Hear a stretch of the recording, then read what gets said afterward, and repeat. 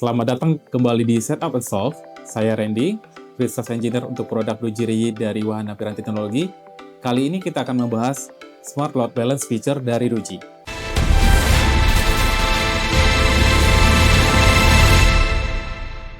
Teman-teman udah langganan, broadband, dan dedicated dari dua ISP tapi masih lemot.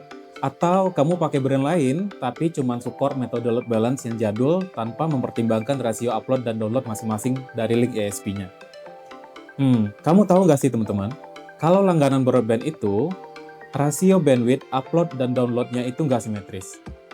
Misalnya langganan kamu 20 Mbps dengan rasio 4:1. Artinya, upload kamu speednya hanya 5 Mbps. Kalau kamu pengen, kedua link ISP kamu bisa digunakan bersamaan, kamu butuh fitur namanya Smart Load Balance. Hebatnya, saat ini, Ruji Raya Gateway sudah support fitur Smart Load Balance yang bukan hanya bisa menggunakan dua link sekaligus, namun juga bisa menyesuaikan dengan dua rasio bandwidth upload dan download kamu. Fitur ini juga bisa digunakan dengan sangat mudah. Sedangkan, router kamu saat ini mungkin hanya support metode load balance jadul yang tidak bisa menyesuaikan dengan rasio upload dan download langganan broadband kamu. Awas loh, koneksi kamu bisa terputus karena router kamu hanya membagi koneksi berdasarkan link WAN yang ada. Itu artinya, kamu perlu upgrade router kamu dengan router Ruji yang support fitur Smart Load Balance. Kita lihat bagaimana cara menggunakan fitur Smart Load Balance ini. Pertama, kita masuk ke project cloud kita yang akan kita aktifkan fitur Smart Load Balance. Oke, kita sudah masuk ke project-nya. Kita langsung masuk ke menu Network Wide. Pilih menu Multi WAN.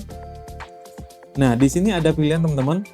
Di WAN-nya gitu ya, pengaturan ada menu Way. Teman-teman tinggal klik menu Way. Di sini kita bisa memilih modenya Load Balance atau Active Backup. Di sini kita akan menggunakan Load Balance. Load Balance polisinya kita bisa menyesuaikan dengan Smart Load Balance. Nah, ini fitur Smart Load Balance yang sangat ideal untuk skenario teman-teman yang menggunakan internet broadband atau menggunakan internet dedicated dicampur dengan internet broadband. Nah, di sini teman-teman bisa mendefinisikan kecepatan masing-masing link ISP-nya. Contohnya, di sini saya menggunakan langganan internet dengan kecepatan upload hanya 5 Mbps dengan download 20 Mbps.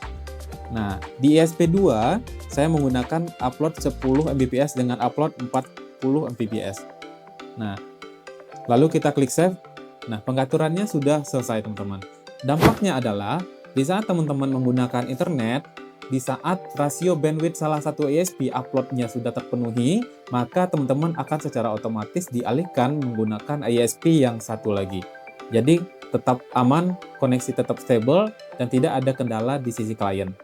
Sekian teman-teman, video kita hari ini. Saya Randy, Pre-Sales Engineer Produk Ruji dari Wahana Piranti Teknologi. Sampai ketemu lagi di Setup and Solve berikutnya.